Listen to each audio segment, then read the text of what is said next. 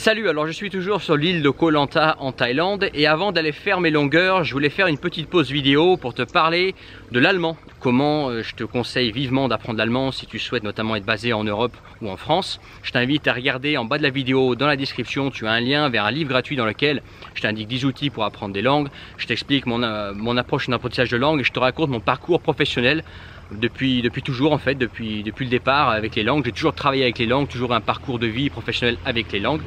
Je te laisse télécharger ça gratuitement en bas de la vidéo et puis maintenant je vais te parler de l'allemand. Alors pourquoi l'allemand? Déjà parce que l'allemand, quand j'étais jeune professionnel en France, c'est une langue qui aurait pu m'apporter beaucoup de choses. Moi j'étais du moins à l'époque pas intéressé par l'allemand et par l'Allemagne, mais par contre quand je cherchais de l'emploi, juste parce que j'avais l'allemand courant sur mon CV comme profil, et ben les recruteurs venaient me chercher directement. C'était la langue vraiment qui faisait vraiment la différence et je vois autour de moi des professionnels qui s'en sortent vraiment bien avec cette langue-là, notamment si tu as un profil technique. Il faut savoir que l'allemand, c'est quand même la langue maternelle la plus parlée en Europe, si on exclut le russe. Le russe, pour moi, c'est pas vraiment l'Europe, ce que j'appelle l'Europe, moi.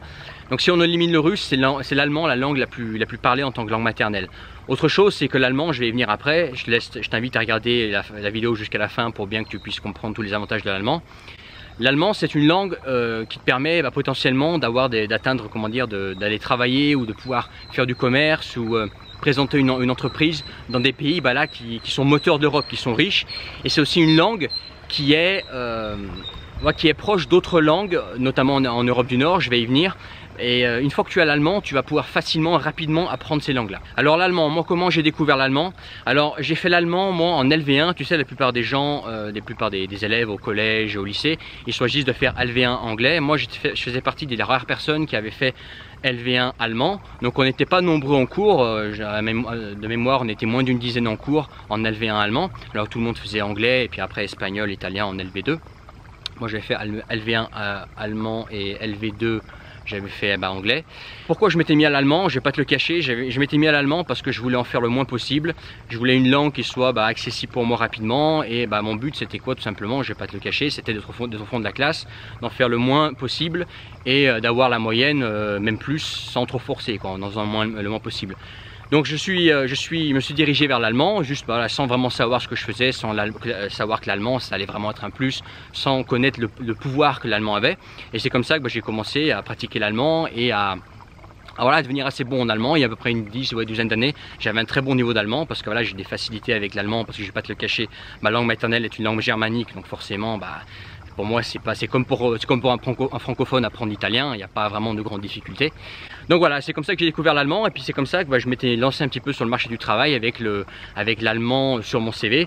J'ai utilisé un petit peu l'allemand en tant que vendeur notamment, mais jamais vraiment pour des postes avec des plus grosses responsabilités comme responsable commercial ou responsable de marché, jamais. Alors que j'aurais pu, j'avais des propositions, mais l'allemand m'intéressait pas. J'étais un petit peu influencé par mes camarades qui disaient ouais l'allemand c'est moche, l'allemand c'est c'est ringard, il faut apprendre l'espagnol.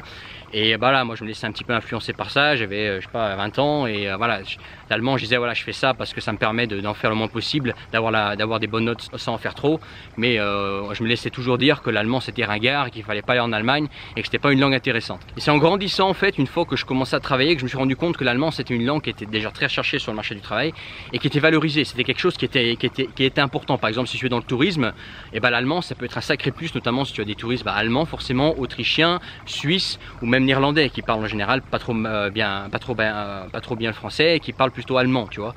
Ça peut être aussi, je vois par exemple pour les profils techniques notamment, je te parle pas forcément d'être ingénieur, mais si tu es ingénieur c'est mieux, mais si par exemple tu as un profil déjà rien que de technicien, l'allemand c'est quelque chose, je te jure que tu viendras me remercier, si tu ne sais pas quelle langue apprendre, que tu n'as pas une affinité pour une langue particulière, et que tu as un profil technique, tu veux devenir ingénieur ou technicien dans quelque chose, apprends l'allemand. Je te garantis que ça va vraiment payer. C'est super recherché. Notamment, tu sais, pour des profils, tu sais, qui sont amenés peut-être à aller en Allemagne de temps en temps, en France, etc., à travailler avec des techniciens allemands.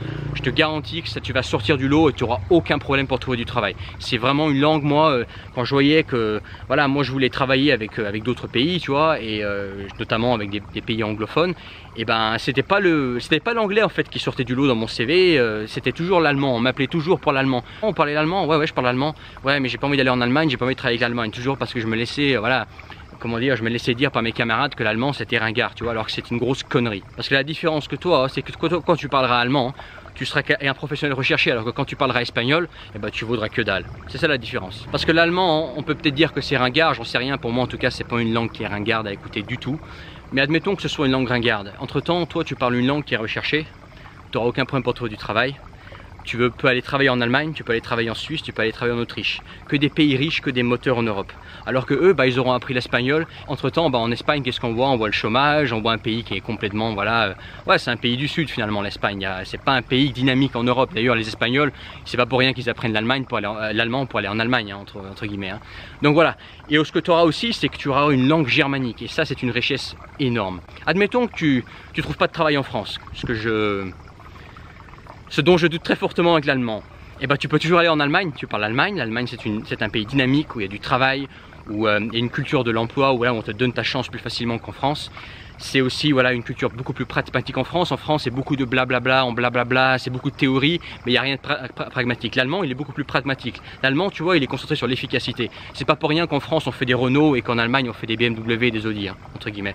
Voilà. Mais admettons, voilà, tu es en Allemagne. Admettons qu'en Allemagne tu trouves rien, et ben c'est pas grave, tu vas en Autriche. Admettons qu'en Autriche tu trouves rien, et ben tu vas en Suisse. Déjà là ça fait 4 pays là, à mon avis tu auras déjà trouvé du travail entre temps. Admettons que tu n'aies pas envie de travailler en Allemagne, en Suisse ou en Autriche. Et ben c'est pas grave, comme tu parles l'allemand et comme tu parles sûrement l'anglais aussi, et ben tu vas apprendre le néerlandais. Le néerlandais pour toi avec la connaissance de l'anglais et de l'allemand, et ben c'est rien du tout, c'est juste du gâteau, tu vois. Le néerlandais, moi je te le dis, je suis natif néerlandais, c'est à cheval entre l'allemand et l'anglais. Donc si tu parles anglais et allemand, tu n'auras aucun problème pour le néerlandais. Tu auras juste à adapter ta prononciation parce qu'il y a des sons néerlandais voilà, qui sont assez uniques. Mais une fois que tu te fais à ça, ça va aller tout seul. Notamment, voilà, notamment au niveau des déclinaisons, le néerlandais est plus simple que l'allemand, donc tu n'auras aucun problème pour apprendre le néerlandais.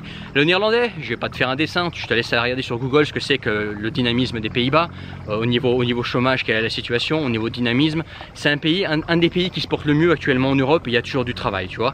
Et c'est pareil, c'est super pragmatique, pas de blablabla, pas de théorie, les salaires sont bons, c'est un pays sûr. Tu as aussi les pays nordiques par exemple. L'allemand, c'est une langue qui est proche du norvégien et du suédois. C'est un petit peu comme l'italien et le français. Donc potentiellement, si tu connais l'allemand, eh ben, tu peux très bien apprendre le suédois ou la Norvège. Je te laisse regarder sur internet, je te laisse regarder un petit peu quelles sont les conditions de vie, les avantages de vivre en Norvège et en Suède. C'est pas des pays qui sont pauvres, c'est pas des pays où on manque de travail, c'est pas des pays où il fait mauvais vivre. C'est des pays où il y a une qualité de vie, où il y a un niveau de vie, il n'y aura aucun problème. D'autant plus que quand toi tu arrives en tant qu'étranger, parce que tu auras en plus des Suédois, une fois que tu parleras la langue, et ben, tu auras un savoir-faire français qui est unique, je te rappelle. Tu auras un savoir-faire voilà, qui est un petit peu différent. Tu auras ta langue française, tu pourras peut-être communiquer, par exemple, tu seras basé en Suède. Tu n'auras aucun problème avec le suédois, parce que comme tu parles déjà allemand, le suédois, hop, en quelques mois, bah, déjà tu vas bien t'y faire. En un an, tu auras un super niveau, j'en suis convaincu. Et tu vas pouvoir communiquer, par exemple, avec des entreprises françaises, représenter une entreprise française sur place, construire quelque chose. Aussi amener peut-être une autre façon de voir les choses, parce que les Suédois, les Norvégiens, les Hollandais, ils ont leur façon de voir la vie, tu vois. Et toi, avec un savoir-faire français, avec une vision française, tu vas pouvoir apporter quelque chose de nouveau, tu vas pouvoir construire plein de choses. Je te dis, moi, l'allemand, c'est vraiment la langue qu'il faut apprendre. Moi, si j'étais jeune professionnel aujourd'hui et que j'étais basé en France et que je cherchais du travail en France, eh ben, je viserais tout sur l'allemand. Je réactiverais mon allemand, je me mettrais à fond dans l'allemand parce que l'allemand, c'est vraiment une langue qui est sous-estimée. Je ne sais pas pourquoi en France, les gens, ils ont cette idée de l'allemand comme c'est quelque chose de ringard, etc. Alors que c'est tout le contraire, tu vois. Google fait une recherche, regarde la situation de l'emploi, regarde la situation du chômage en Espagne, et regarde en Allemagne, et regarde aux Pays-Bas, ok? Pareil pour la Suisse, tu vois, bon le langage allemand-suisse il est un petit peu différent mais il n'y aura pas de problème pour s'adapter. Moi je ne parle pas le suisse-allemand mais par contre pour le comprendre il n'y a aucun problème, tu vois. Et ben c'est pareil, en Suisse je te fais pas un dessin, tu sais les conditions de travail, tu sais les salaires, tu sais le niveau de vie, tu sais la qualité de vie. Autre avantage que tu as, par exemple si tu es collégien ou lycéen et qu'on te dit qu'il faut apprendre l'espagnol, ouais en espagnol quand vous êtes en classe, vous êtes 30 alors qu'en allemand vous êtes 10, ce qui est un avantage énorme parce que tu as un prof qui est quelqu'un qui maîtrise très bien la langue. Vous êtes que 10 dans la langue, tu as le temps de creuser, de poser tes questions, de pratiquer, t'as pas tout ce brouhaha de 30 personnes, de gens voilà, qui veulent apprendre l'espagnol, tu vois. D'autre part, tout le monde parle espagnol, tout le monde apprend l'espagnol. L'espagnol, c'est une affaire de quelques mois pour un francophone. On veut dire, au bout d'un moment, il faut dire les choses comme elles sont. Hein. Un francophone n'a aucun problème avec l'espagnol. Alors toi, bah, tu seras rentré dans la difficulté. Toi, tu aurais une langue qui sortira de l'ordinaire. Tu n'auras pas ce problème de compétition et en plus tu maîtrises la langue du premier partenaire économique de la France. voilà, la langue maternelle la plus parlée en Europe, et tu auras tous ces pays riches qui seront à ta portée. L'allemand, c'est vraiment une valeur sûre. Je te laisse réfléchir là-dessus. Moi, entre-temps, si justement le parcours d'un professionnel avec les langues t'intéresse pour t'en servir comme exemple, tu peux t'en inspirer notamment pour travailler avec l'Allemagne ou en allemand. Je te laisse télécharger en bas de la vidéo, dans la description, tu as un lien en fait vers un livre gratuit, totalement gratuit, dans lequel je t'indique 10 outils pour apprendre des langues. Je t'explique ma vision de l'apprentissage des langues. Tu verras, l'apprentissage des langues, c'est surtout un mindset à avoir, une mentalité en fait à avoir, un style de vie. Je te raconte mon parcours professionnel, tu peux t'en inspirer, tu peux faire ça à ta sauce. Et puis n'oublie pas de t'abonner à cette chaîne, cette vidéo t'a plu, si tu envisages d'apprendre l'allemand par exemple, ou si tu as appris l'espagnol, l'italien et t'as compris que finalement c'était pas le bon plan, mets-toi à l'allemand. Et puis moi je te dis à très bientôt pour d'autres vidéos. Ciao!